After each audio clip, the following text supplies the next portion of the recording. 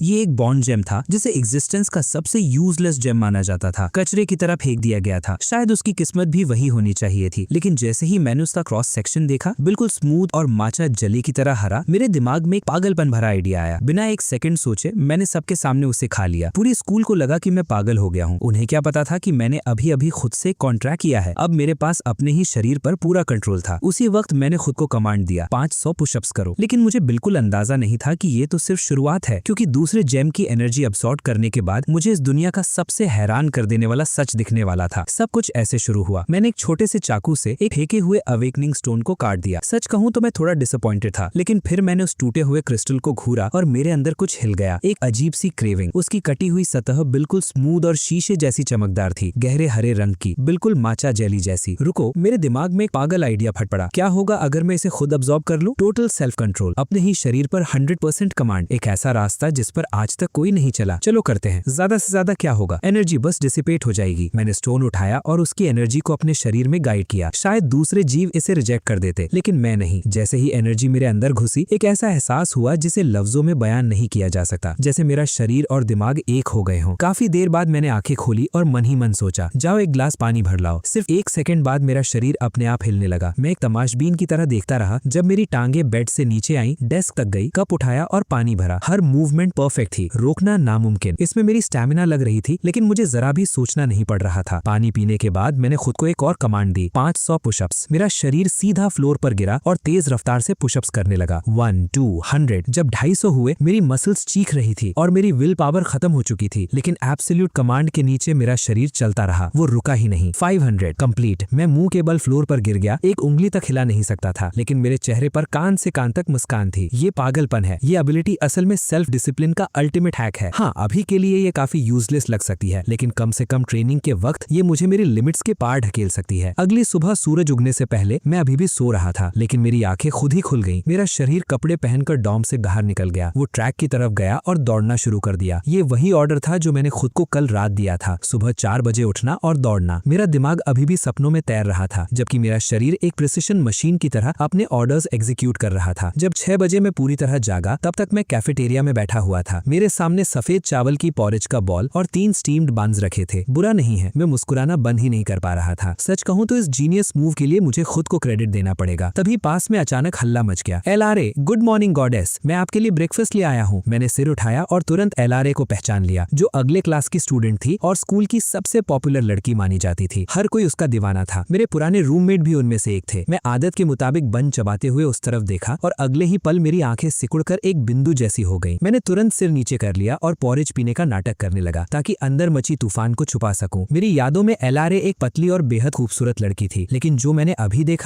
अभी देखा वो एक विशाल फॉक्स टाइप अबेरेंट था, 2 मीटर से भी ज्यादा लंबा, 2 पैरों पर चलने वाला। उसका चेहरा एक मिमिक डिस्गाइज से ढका हुआ था और वो एक लड़की का रूप धारण करके भीड़ के बीच इस तरह चल रहा था जैसे पूरी जगह उसकी हो, और उसके आसपास हर एक इंसान, एक एक करके सब उसे पूरी प्रशंसा और मोह से देख रहे थे, जैसे सब कुछ बिल्कुल नॉर्मल हो। ये हो क्या रहा है? Zen, good morning. वो अबेरेंट मेरे बिल्कुल पास से गुजरा। उसकी आवाज खुरदरी और अजीब थी, फिर भी किसी तरह बाकी सबको वो मधुर लग रही थी। अंदर ही अंदर मैंने खुद पर चिल्लाया, शांत रहो, बस शांत रहो। मैं बिना अपने एक्सप्रेशन बदले सर हिला देता हूँ। मॉर्निंग लारा, शुक्र है वो रुकती नहीं, सीधा आगे बढ़ जाती है। मैं अपनी जिंदगी का सबसे तेज ब्रेकफास्ट खत्म करता हूँ और बिल्कुल नॉर्मल दिखते हुए कैफेटेरिया से निकल जाता हूँ। मैं कोई बच्चा नहीं हूँ, मुझे पता है पब्लिक में पैनिक नहीं करना चाहिए। मैं शांत कदमों से मेन बिल्डिंग की तरफ बढ़ता हूँ। मेरा टारगेट है स्टाफ रूम, लेकिन जैसे ही मैं दरवाजे तक पहुंचता हूँ और ग्लास के पार देखता हूँ, अंदर का टीचर अपने असली रूप में नजर आता है। वो भी एक एबरेंट है जो डिस्गाइज पहने हुआ है। मैं बिना एक पल रुके सीधा आगे निकल जाता हूँ। टीचर्स पर भी भरोसा नहीं किया जा सकता, ये बहुत बुरा है। एक स्कूल में ही 2 एबरेंट्स, तो फिर पूरे शहर का क्या हाल होगा? आखिर असल में कंट्रोल किसके हाथ में है? मैं एक सुनसान कोने में घुस जाता हूँ और मेरा दिमाग तेजी से सोचने लगता है। मेरी एबिलिटी के बारे में अभी भी बहुत कुछ है जो मैं नहीं समझता। मुझे पूरा यकीन है कि उस क्रिस्टल को अब्सॉर्ब करने से पहले मैं भी सबकी तरह अंधा था, इसलिए यह बदलाव बॉन्ड जेम की वजह से आया है। मैं फिर से हाथ बढ़ाता हूँ, एक नया जेम समन करता हूँ और बिना झिझक उसे अब्सॉर्ब कर लेता हूँ। अगर एक जेम ने मुझे सच देखने की ताकत दी है, तो दूसरा क्या करेगा? बूम! इस बार सब कुछ अलग है। कल मेरा दिमाग और शरीर एक हुए थे, लेकिन अब ऐसा लग रहा है जैसे पूरी दुनिया मेरे सामने खुल गई हो। मेरी 5 सेंसेस अचानक फटकर बाहर फैल जाती हैं। मेरे आसपास की हर चीज पहले से ज्यादा जिंदा, ज्यादा चमकदार और ज्यादा साफ लगने लगती है। मैं आंखें खोलता हूँ और क्लासरूम में नजर घुमाता हूँ। जब मेरी नजर एक खाली डेस्क पर टिकती है, मुझे एनर्जी का एक बहुत हल्का निशान महसूस होता है, रेसिड्यूअल एनर्जी। फिर मेरी आंखों के सामने एक दृश्य चमकता है। टीचर सामने लेक्चर दे रहा है। इसी क्लासरूम में एक विशाल फॉक्स चुपचाप एक स्टूडेंट के पास पहुंचता है। उसी वक्त मेरी नजर के सामने ठंडी सी 2 लाइंस उभर आती हैं। Scan successful, energy stained desk. एक टॉप स्टूडेंट को कभी एक एबरेंट ले गया था और किसी ने नोटिस तक नहीं किया। इस डेस्क ने सब कुछ रिकॉर्ड कर लिया है। मेरा पेट अंदर से सूख जाता है। मैं तुरंत अपनी नजर खुद पर डालता हूँ, घूर कर देखता हूँ। 1 मिनट बाद मेरे सामने टेक्स्ट की लाइंस खुल जाती हैं। Scan successful, contracted beast Zen, contractor Zen, race human, potential 3 stars, life span 89, gift bond gem, stamina और मेंटल एनर्जी कंज्यूम करके बॉन्ड जेम बना सकता है। टारगेट के साथ गहरा लिंक बनाता है। टारगेट को तुम्हारी पोटेंशियल और लक का बूस्ट मिलता है। बार बार अब्सॉर्ब करने से तुम्हारी अपनी पोटेंशियल थोड़ी बढ़ती है और 1% चांस होता है नई गिफ्ट अवेकन करने का। एब्सोल्यूट कमांड, तुम अपने कॉन्ट्रैक्टेड बीस्ट यानी खुद पर पूरा कंट्रोल रखते हो। एब्सोल्यूट ओबीडियंस, तुम अपने कॉन्ट्रैक्टर के हर कमांड को बिना सवाल माने फॉलो करते हो। अनस्टेबल स्कैन, बहुत कम चांस के साथ किसी टारगेट की इंफॉर्मेशन स्कैन कर सकता है। दोनों तरफ की स्ट्रेंथ जितनी करीब होगी सक्सेस रेट उतना ज्यादा होगा। ये वाकई काम कर गया। मैं उस पागल स्टैट पैनल को देखता रहता हूँ जहाँ मैं खुद ही कॉन्ट्रैक्टेड बीस्ट भी हूँ और कॉन्ट्रैक्टर भी। मुझे समझ नहीं आता हंसूं या रो दूं। क्या मैं खुद ही अपनी तलवार और अपनी ढाल हूँ? लेकिन अगले ही पल खुशी की एक लहर मुझे अंदर तक भर देती है। ये कोई यूजलेस जेम नहीं है, ये बॉन्ड जेम है। नई गिफ्ट्स अवेकन कर सकता है। मतलब पॉसिबिलिटीज की कोई लिमिट नहीं। बाकी सब लोगों को सिर्फ एक एबिलिटी मिलती है, लेकिन मैं एनर्जी अब्सॉर्ब करता रहूं तो दूसरी, तीसरी और शायद उससे भी ज्यादा एबिलिटीज अनलॉक कर सकता हूँ। अब आखिरकार मेरे पास इस टेढ़ी मेढ़ी दुनिया में खेलने के लिए एक असली ट्रम्प कार्ड है। मुझे सच जानना होगा, क्या पर्ल सिटी वाकई इंसानों का शहर है या फिर डिस्गाइज पहने एबरेंट्स का हंटिंग ग्राउंड? मैं अपनी डेस्क को कभी दूसरी एनर्जी स्टेन्ड डेस्क नहीं बनने दूंगा। दोपहर में मैं जल्दी से कुछ खाता हूँ और कैंपस छोड़ देता हूँ। सारा से मिलने का बहाना बना लेता हूँ, लेकिन मेरा असली टारगेट है पेट्रोल कॉप्स हेडक्वार्टर्स। मुझे देखना है कि इस शहर में कितने मॉन्स्टर्स छुपे हुए हैं। जैसे ही मैं मेन स्ट्रीट पर कदम रखता हूँ मेरी पूरी दुनिया टूटकर बिखर जाती है। एक कोल्ड वेपन शॉप के अंदर एक ह्यूमनॉइड एबरेंट पैर पर पैर चढ़ाकर बैठा है। वो एक अजीब सा सुनहरा चमकता हुआ सूखा मांस चबा रहा है और साथ में न्यूज़पेपर पढ़ रहा है। बाकी सब लोगों को वो बस एक आम मिडिल एज्ड आदमी लग रहा है जो स्नैक खा रहा है।